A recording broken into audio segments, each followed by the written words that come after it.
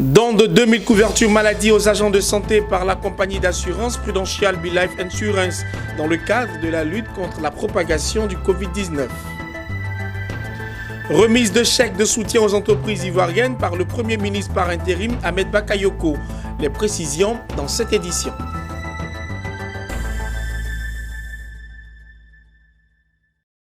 Mesdames et messieurs, bienvenue.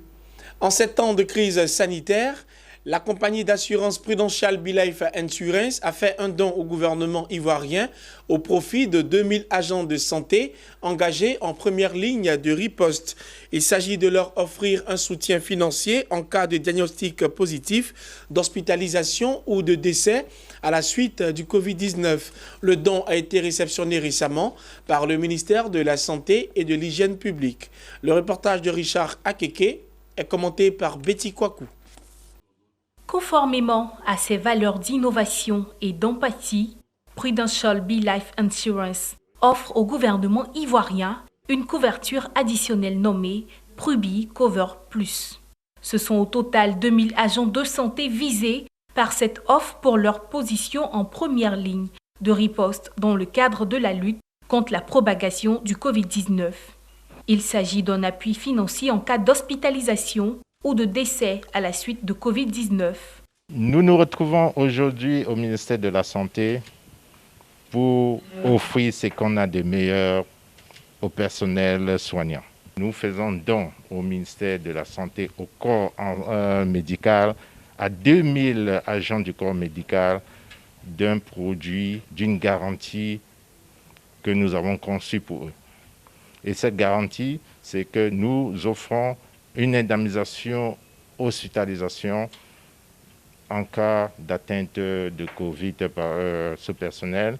Ils seront indemnisés en hospitalisation avec un maximum de 30 jours.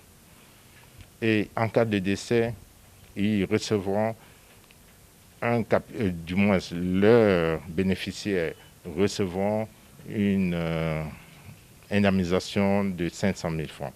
Et cette couverture qui est donnée au corps médical et pour une période de 3 mois renouvelable. Pour Prudential BeLife Insurance, ce don s'inscrit dans le but d'offrir une tranquillité d'esprit supplémentaire au personnel médical de Côte d'Ivoire, tout en luttant avec eux contre la propagation du Covid-19. Cet acte de solidarité apprécié à juste titre par le ministère de la Santé et de l'Hygiène publique.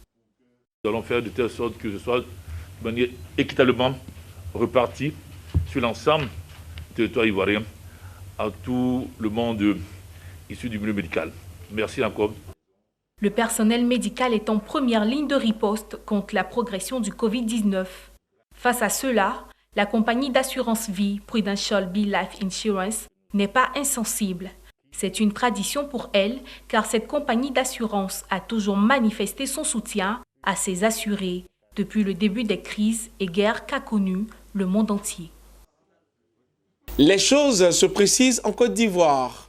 Le président de la République, Alassane Ouattara, avait annoncé des mesures de soutien économique, sanitaire et humanitaire à l'endroit des entreprises ivoiriennes. Eh bien, c'est chose faite. Ce jeudi, à la primature du plateau, le Premier ministre par intérim Ahmed Bakayoko a procédé à la remise des chèques des différents fonds de soutien dans le cadre de la lutte contre les effets négatifs du Covid-19. Les détails avec Pierre Tebeu. Chose promise, chose due. Comme annoncé par le chef de l'État Alassane Ouattara, le Premier ministre par intérim Ahmed Bakayoko a procédé à la remise des chèques aux acteurs socio-économiques de la Côte d'Ivoire.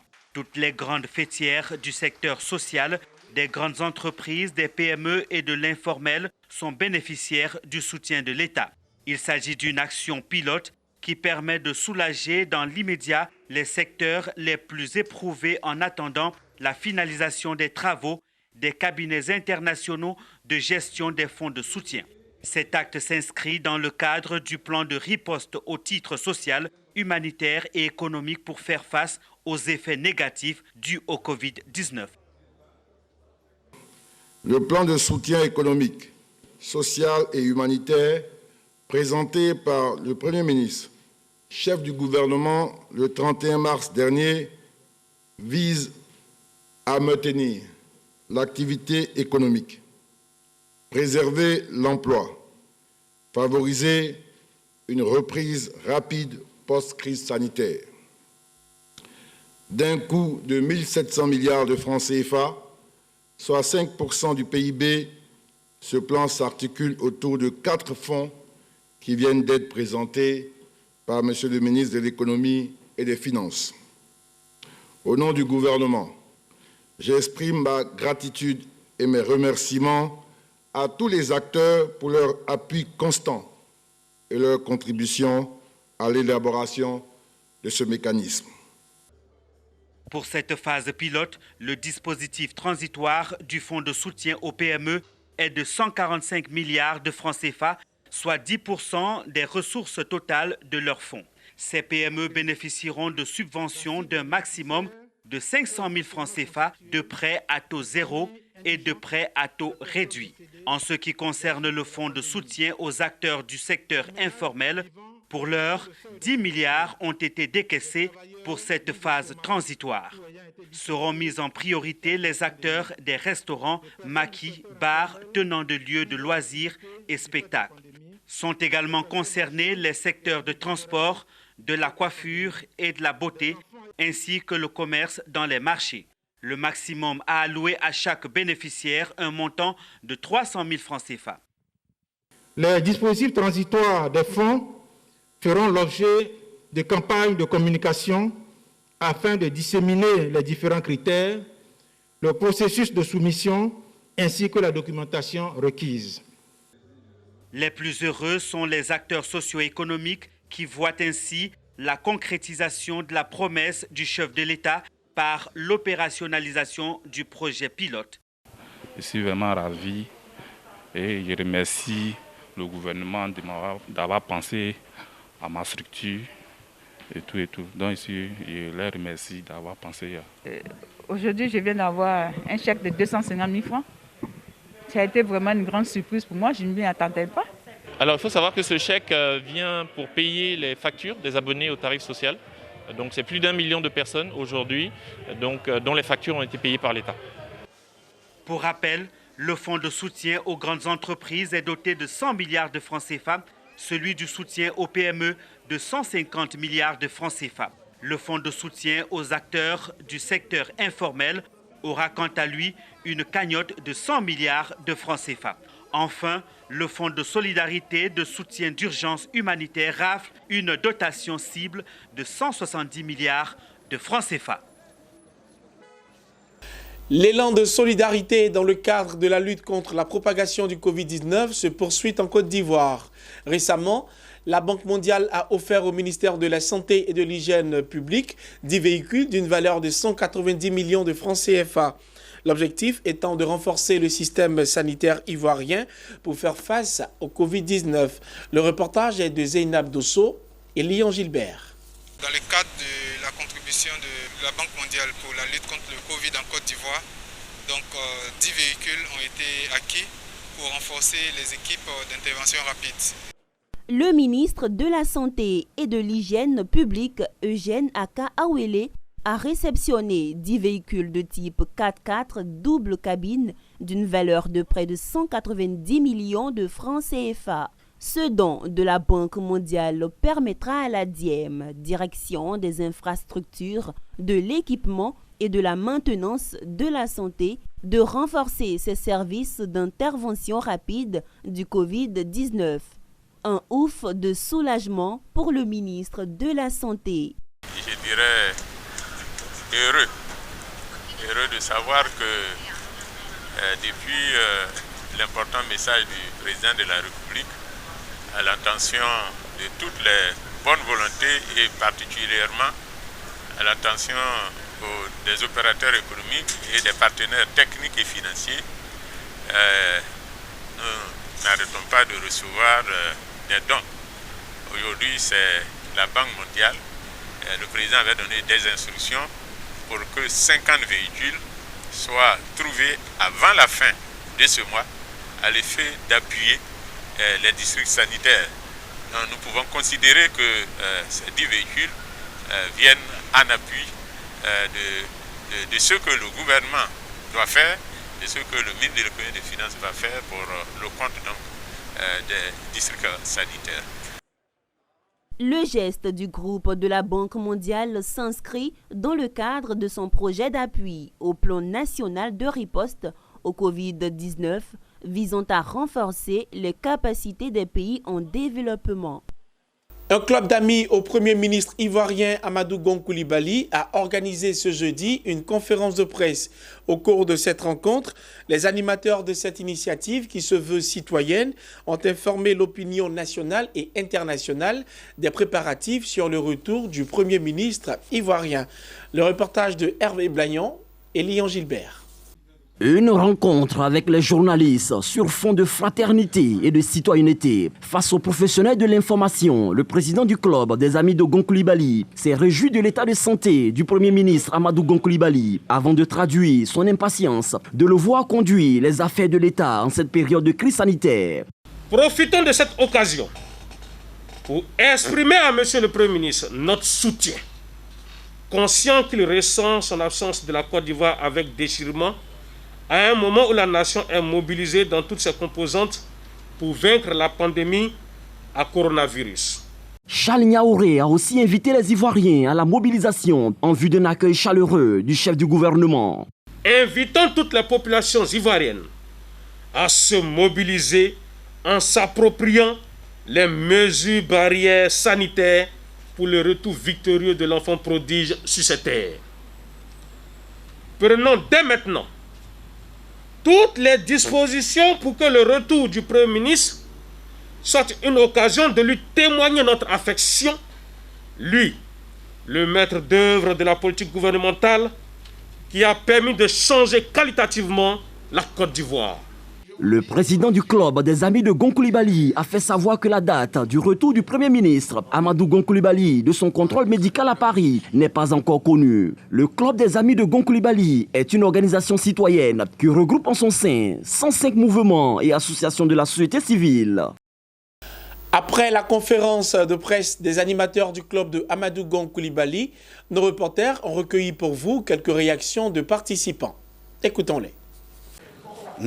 Nous disons merci au nom du Premier ministre pour la solidarité que plus de 3 millions d'Ivoiriens lui ont amené des mails. Indiscrétion pour indiscrétion. Plus de 1 712 000 Ivoiriens lui ont amené des messages. Vous voyez ce que ça fait? Le Premier ministre est parti pour un contrôle de routine en France. Ça a donné lieu à beaucoup de supputations. Mais ça a aussi démontré l'attachement des Ivoiriens à sa personne. Parce que, amis et adversaires, tout le monde s'est inquiété, tout le monde est allé de son commentaire. Parce que nous voulons défendre des valeurs. À travers Amadou Gon Coulibaly, nous ressentons et nous voyons des valeurs de l'Ivoirien nouveau, l'Ivoirien qui aime le travail. Rendons-nous à Ouangolodougou dans le nord de la Côte d'Ivoire où les fidèles musulmans observent depuis plus de 3 semaines le jeûne du Ramadan. Afin de les soutenir dans cette période de pénitence, le maire de la commune Moussa Tungara a fait don de vivres et de non-vivres à cette communauté religieuse. Le reportage est de Ouattara Daouda. Il est commenté par Betty Kwaku. 40 sacs de riz, 80 sacs de sucre granulé, du gel hydroalcoolique et des cache-nez. C'est le don du conseil municipal de Ouangolodougou à la communauté musulmane et aux populations démunies de la commune. Le préfet de département Sori Jean-Pierre a saisi l'occasion pour expliquer les conditions prises par le COSIM pour l'ouverture des mosquées. Pour ce qui concerne l'intérieur du pays, les mesures ont été revues. Je pense que ce sont des mesures assouplissantes que le Conseil de sécurité a dû prendre en faveur des populations de l'intérieur. Je suis venu donc porter ce message du chef de l'État et de l'ensemble du gouvernement à nos populations. En outre, les populations ont bénéficié de kits d'hygiène. Le premier magistrat de Ouangolodougou a exhorté imams, chefs de village et de quartier à les accompagner dans la lutte contre le Covid-19. Nous, à Ouangolodougou ici, on est un peu vraiment coincé parce qu'il faut le dire, on est à la frontière. Donc on doit doubler plus d'efforts afin que les voisins ne rentrent pas et le conseil municipal aussi mis à la tâche. On va appuyer les forces de défense et de sécurité. On va appuyer le comité départemental dirigé par le préfet et le comité aussi sous-préfectoral dirigé par le sous-préfet. Donc nous sommes à la tâche. D'un coût global de plus de 2 millions de francs CFA, ce don du conseil municipal de Ouangolodougou vient soulager les populations dans ce mois de Ramadan. En Côte d'Ivoire, le Conseil national de sécurité s'est réuni ce jeudi. Il en ressort la levée du couvre-feu dans le Grand Abidjan à compter du 15 mai et plusieurs autres réaménagements. Les détails de Betty Kwaku. Fini le couvre-feu dans le Grand Abidjan. La décision est tombée ce jeudi 14 mai 2020 à l'issue d'un Conseil national de sécurité, CNS, présidé par le président de la République, Alassane Ouattara. Au sein de la population abidjanaise, si certains saluent la mesure de levée du couvre-feu dans le Grand Abidjan, d'autres par contre se disent inquiets au regard de l'indiscipline de certains compatriotes. Bon, selon moi, la levée du couvre-feu, c'est bien parce que surtout les personnes qui exercent au port. Ça va, s'ils ont enlevé que les gens en intérieur puissent venir sur Abidjan, c'est que ça va. Mais si ils ont enlevé le couvre-feu, et puis on circule entre nous ici, en tout cas ça ne va pas nous arranger, nous les conducteurs toujours. Moi je pense que c'est peut-être un peu trop tôt. Parce que connaissant nos frères et sœurs ivoiriens, quand ils font les choses, ils font à l'extrême. Ils ne font pas au milieu. Donc ils vont se comporter comme si ça n'existait pas. Ils vont oublier carrément les mesures. C'est une bonne chose, mais seulement il faut comprendre les précautions. Oui, parce que jusqu'à présent, on n'est pas sorti de l'auberge, mais comprendre les précautions. Le couvre-feu est élevé, mais cela ne dit pas que la liberté y est. Autre bonne nouvelle, issue du Conseil national de sécurité de ce jeudi, l'ouverture à partir du vendredi 15 mai des maquis et restaurants. Quant aux bars, boîtes de nuit et autres lieux de spectacle, ils devraient encore attendre jusqu'au 31 mai 2020. Les tenanciers de ces activités se disent satisfaits. Je suis très contente parce que le couvre-feu est fini. Vraiment, je suis contente qu'on en ait le couvre-feu. Vraiment, on est content parce que depuis, on attendait cette nouvelle parce que nos employés ne cessent pas de nous appeler tous les jours. Donc, on avait vraiment une pression. Parce que depuis deux mois, on broie du noir, les chats ils sont là. Bon, on a été obligé de mettre le personnel en chemin technique. Donc, vraiment, on est très content. Nous étions les premiers à cette heure-là de féliciter le gouvernement. Et nous avons proposé en retour les mesures barrières de sécurité. Si vous voyez bien sur mon t-shirt, c'est ce qui est écrit. ML2D, c'est-à-dire port de masque, lavage de mains, distanciation de la clientèle entre amis. Pour permettre à tous les opérateurs économiques, les propriétaires de maquis, les hommes de nuit, de pouvoir exercer mieux leur métier. Parce que les maquis que nous faisons, ce n'est pas pour les gens qui sont morts, c'est pour les gens qui sont en vie. Cerise sur le gâteau, comme à l'intérieur du pays, le Conseil national de sécurité autorise désormais dans le Grand Abidjan les regroupements de 200 personnes. Ce journal est terminé. Merci de nous avoir suivis et très bonne suite de programme sur Business 24 Africa.